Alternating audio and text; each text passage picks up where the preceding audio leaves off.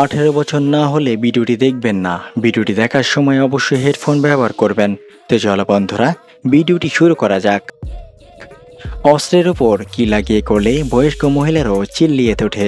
বলো তো বন্ধুরা, এই প্রশ্নটির উত্তর কি হবে?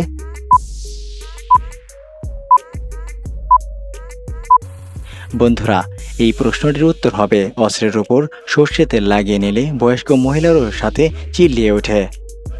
বৌদি আর অবিবাহিত মহিলাদের মধ্যে কাকে বশে করা একদম সহজ? বলো তো বন্ধুরা, এই প্রশ্নটির উত্তর কি হবে?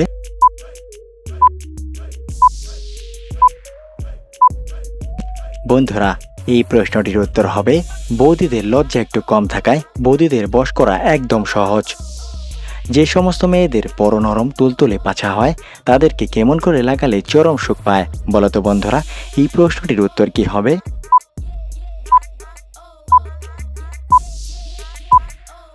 বন্ধুরা, এই প্রশ্নটির উত্তর হবে যে সমস্ত মেয়েদের নরম তুলতুলে বড় পাছা হয় তাদেরকে আপনি সামনের দিকে ঝুঁকিয়ে দিন এবং তার পাছাটা আপনার কোমর পর্যন্ত উঁচু করে নেন।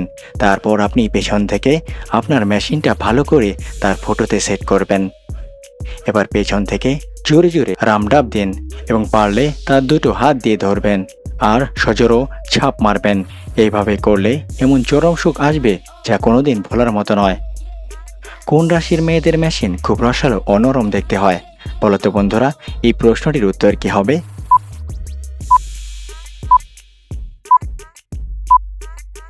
বন্ধুরা, এই প্রশ্নটির উত্তর হবে যে সমস্ত মেয়েরা তুলা রাশি বা মকর রাশির হয়ে থাকে সেই সমস্ত মেয়েদের দুই পায়ের ফাঁকের মেশিনটা খুব রসালো নরম হয়ে থাকে।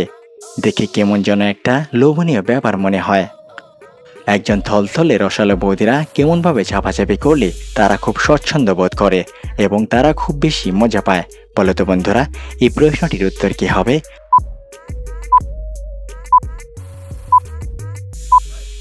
বন্ধুরা, এই প্রশ্নটির উত্তর হবে একজন সুন্দরী থলথলে রসালো বৌদি আর মোটা মোটা থাকার জন্য সে বসে বসে রকেট গুহার ফটোতে পচাত করে ঢুকিয়ে মাপামাপি করতে বেশি পছন্দ করে।